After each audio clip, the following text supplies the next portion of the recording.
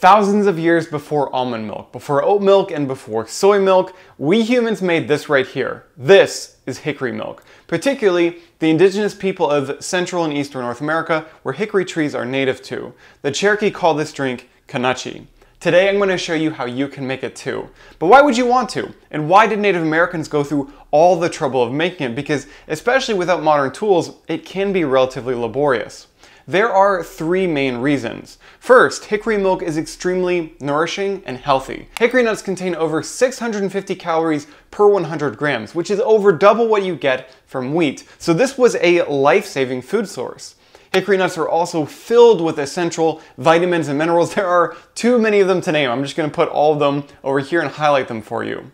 Many of these will be difficult to get from other sources in a typical Western diet. Okay, all this sounds great so far, but the big problem with hickory nuts is that they're extremely difficult to separate the nut meat from the shells. So, the second reason is that hickory milk gets around that problem because we don't worry about separating them from each other. We just crush everything up all together and powder it to make this milk. That hickory milk powder was also very easy to pack for storage, for transport, and trade. Finally, and here's the big one, hickory milk is one of the most delicious drinks on the planet. In my opinion, hickory milk is the perfect, nourishing holiday drink. It puts hot chocolate to shame.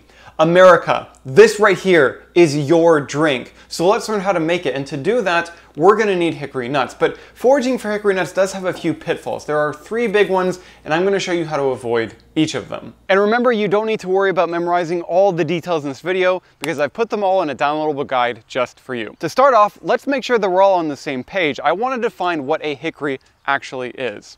Hickories are trees that are in the same plant family that gives us walnuts. Their group is called Caria.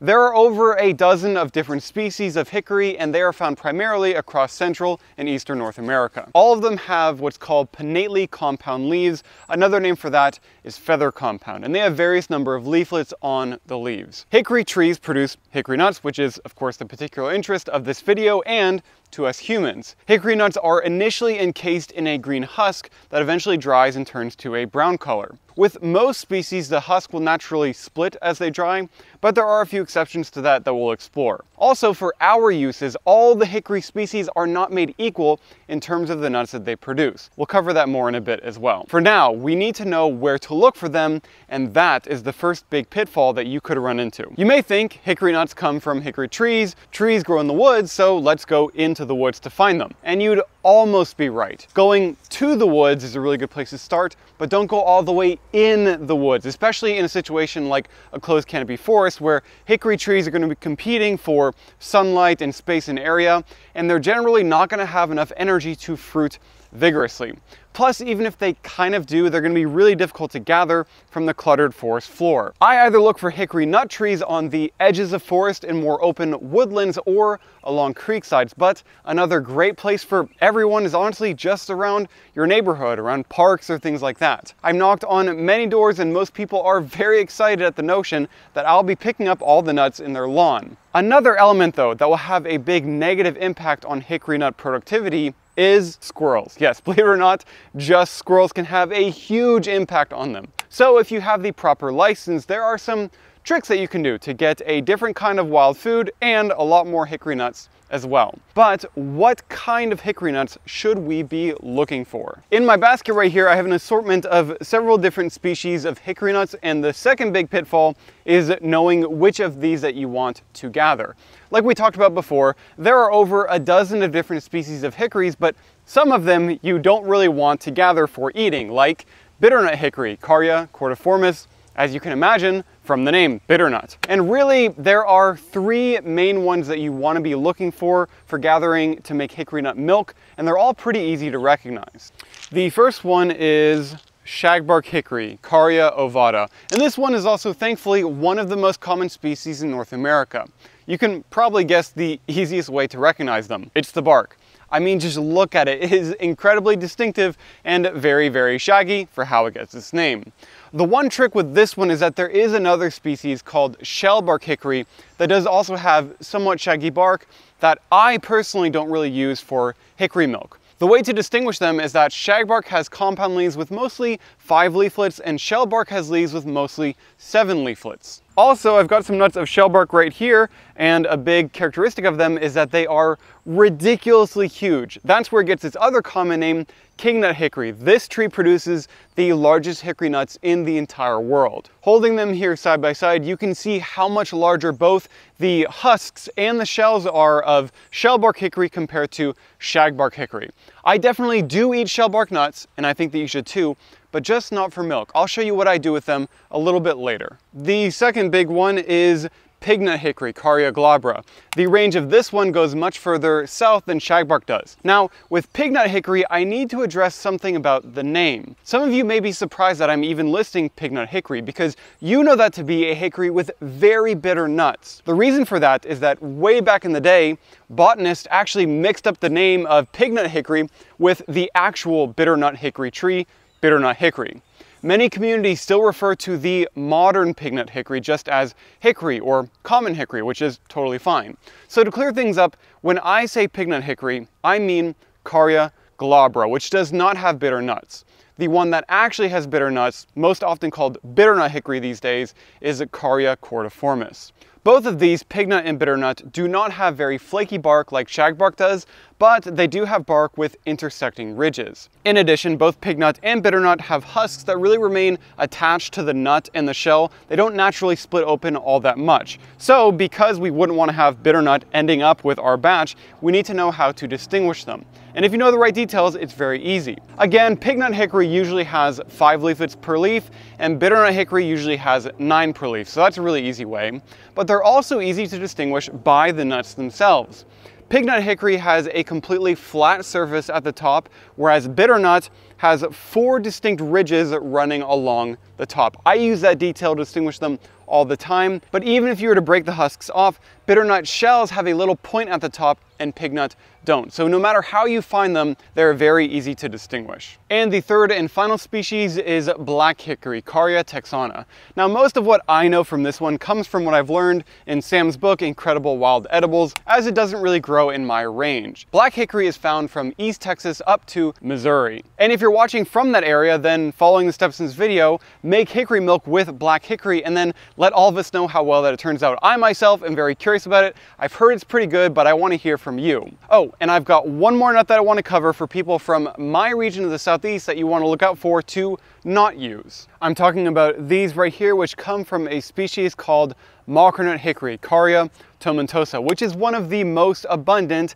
in our area of the Southeast. But they unfortunately don't produce very good nuts for making hickory milk. You'll find them and think, wow, these are really, really large. This is gonna be amazing. I'm gonna be able to make a ton of hickory milk with them, only to get to cracking them and find out that most of this right here is shell and there isn't a whole lot of nut meat on the inside. For recognizing them first, mockernut hickories are often found growing in very dry, sandy conditions, and the leaflets, the leaf stems, and the twigs are all very densely haired. That's where it gets the species name from, tomentosa.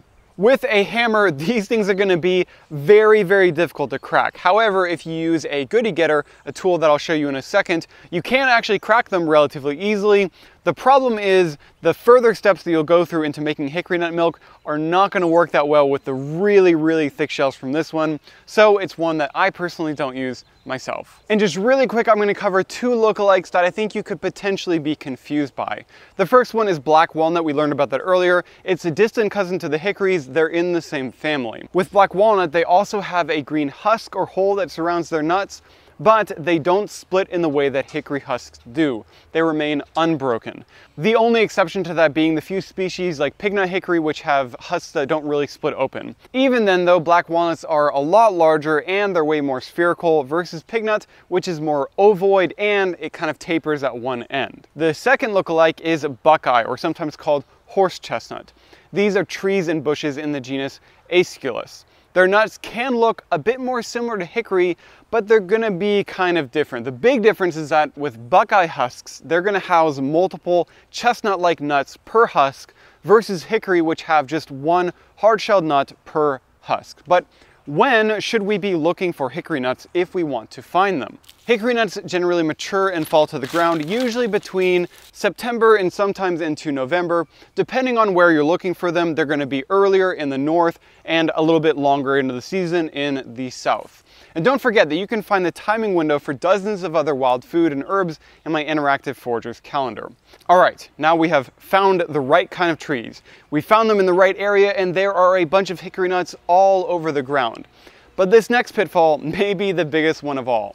Do not invest a lot of time gathering all those hickory nuts, filling up a basket without testing them first. There is nothing worse than coming home to a bag full of nuts only to find out when you get to cracking them that they're all bad. So when I'm out in the field gathering my hickory nuts, I'll use a rock if there's one close by, or I'll bring a hammer with me, and I will crack open a handful of them to make sure that a decent amount of them are good. But after that, after you found that most of them are good, here's a few more tips to throw out the bad ones before they even make it into your bucket. First, in this video we've talked a lot about the husks that surround the nut, and with some species where they split open like shagbark, if you find it tremendously difficult to actually break those off of the nut, just toss that, get rid of it. That is a bad nut that fell early before it was able to fully mature. Remember that some of those like pig nut, they don't actually split open, so that doesn't mean that that one is bad. Second, look out for nuts with a little round hole in them. That is an exit hole indicating that a hickory weevil has already eaten what you are after, and it's also pooped in the nut, which is not something that I personally would want to consume. And finally, look for nuts that are particularly discolored or that feel extremely light in the hand.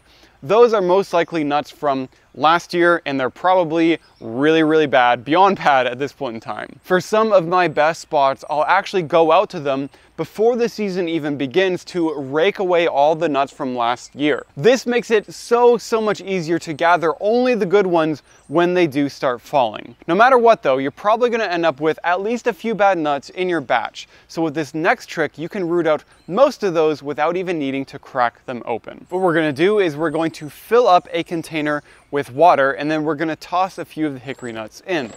Hopefully, most of those will sink and a few of them will float. Generally speaking, the good nuts sink and the bad ones float, but be sure to actually test the ones that are floating, because if you gather them at a time where they've already begun to dry, the good ones can float too.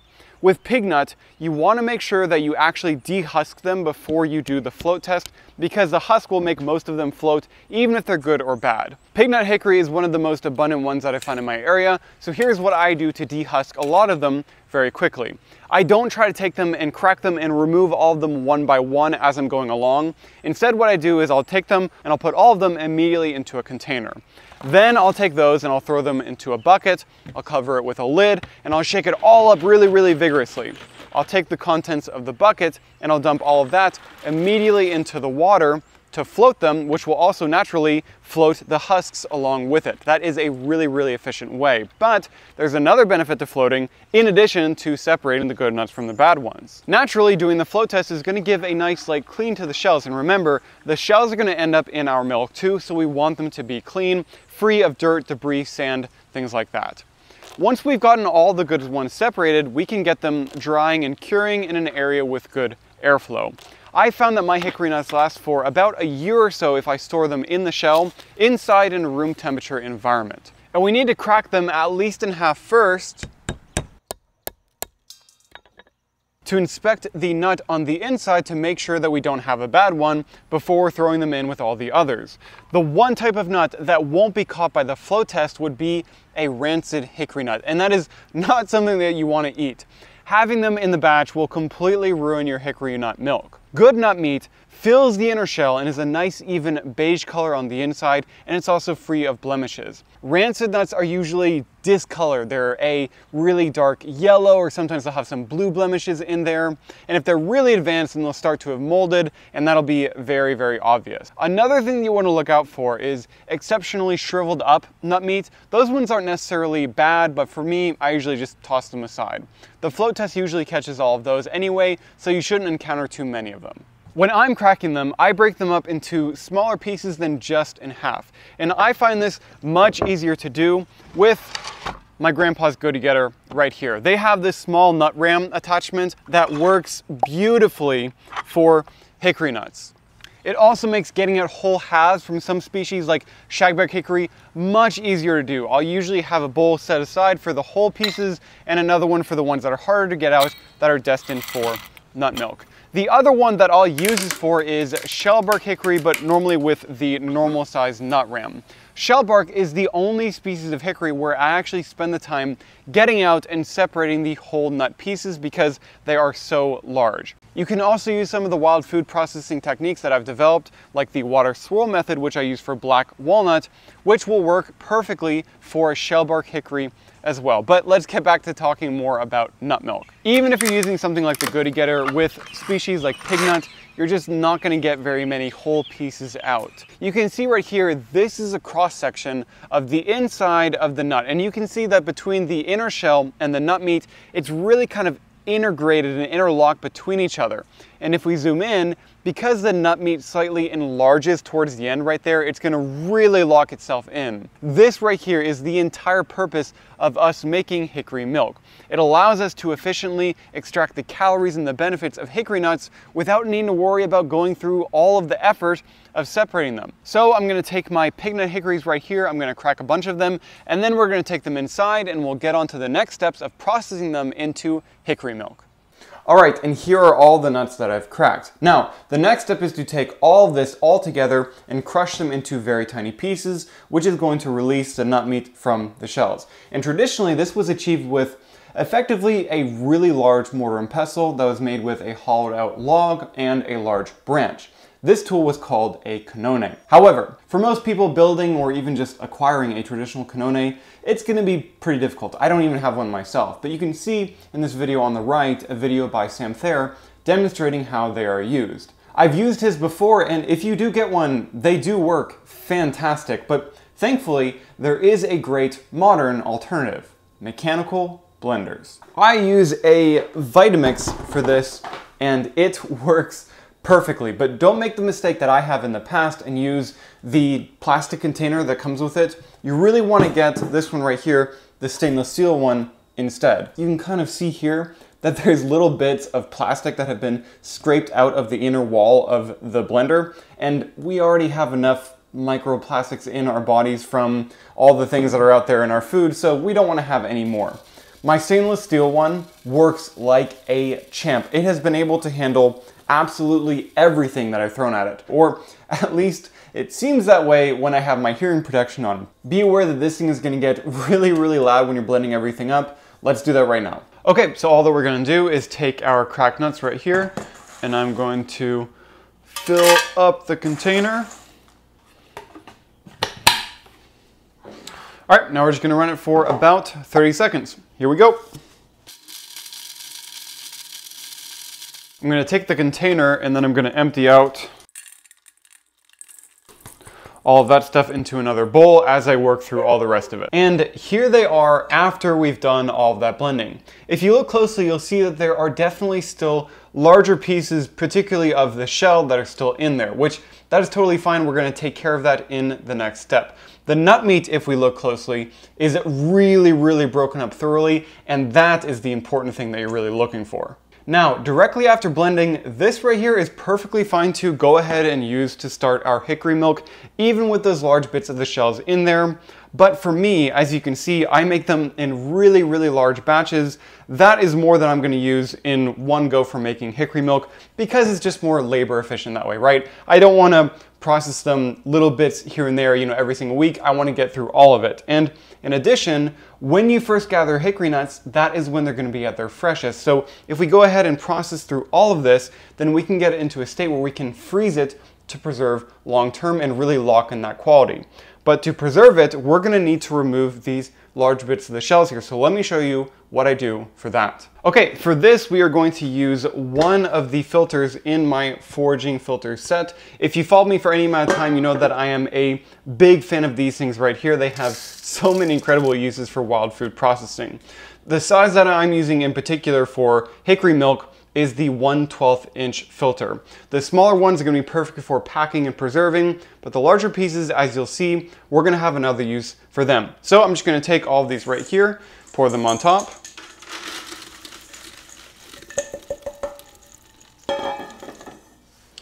Then we just need to agitate it around to get all the smaller pieces to fall through.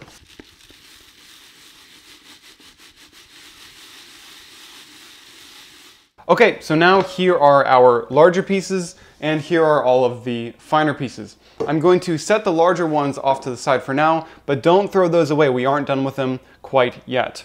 Here is the fine powder, and what we're going to do is we are going to pack these into little balls that we're going to freeze to be able to preserve them long term, and also to basically make our own little, I kind of think of them as little wild bouillon cubes. So I'm going to start that right now. I'm just going to grab these and just like this with my fist, try to form them into balls. Now, if you've watched videos of traditionally pounded hickory powder, you'll see them be able to pack this into a ball that doesn't break apart much easier than what I'm doing right now, because the nature of pounding the hickory nuts versus just blending them is going to bring out the oils a lot more. So what I do is I'll just press them, with a utensil, or I'll press them with my hands a bit at this stage to make it a bit easier to pack all together. Perfect, there we go. Now, check that out right there. Isn't that cool? What we can do is we can take this, and I'm just gonna put it into a bag right here, and we can put that into the freezer, and now we have our ready to make hickory bouillon cubes. Just in time for the holidays, which, if you ask me, is the perfect time to make hickory nut milk. Thanksgiving, Christmas, doesn't matter, works fantastic. All right, with all those larger pieces that we set aside, you can see if we look really closely at them that there are still really tiny dusty bits of the nut meat that are attached to them, and we don't want to lose those. So what I do is I'm going to take all of these, I'm going to throw them into a jar with water, I'm going to shake it up, and then I'm going to use that and pour it through a sieve, and that is going to be the initial liquid for making the hickory milk brew. Now we are finally ready to make hickory milk, and really at this point we're at the easy part. All we need to do, we're going to take our blended nuts and we're going to throw them right into a pot. And then I'm going to take that water that we blended up earlier, or mixed up earlier, from the larger pieces, and I'm going to filter that through. Look at all that. That is not something that we would have wanted to lose. Perfect. I add water in about a 1 part hickory to 4 parts hickory by weight, or a 1 to 2 by volume. That's a really good point to start out at. You'll find out that we can kind of adjust that later down the line if we need it to be a little bit stronger or a little bit weaker. I'm going to bring this liquid up to a boil initially, but then I'm going to lower it down to a simmer, and I'll stir it around occasionally. I'm going to leave it to simmer for at least 20 minutes or so I'm going to get it boiling, and I'll check back with you guys once it's ready. Okay, we can ladle a little bit of liquid off the top right there, pour that into a glass, and then you can test out the flavor.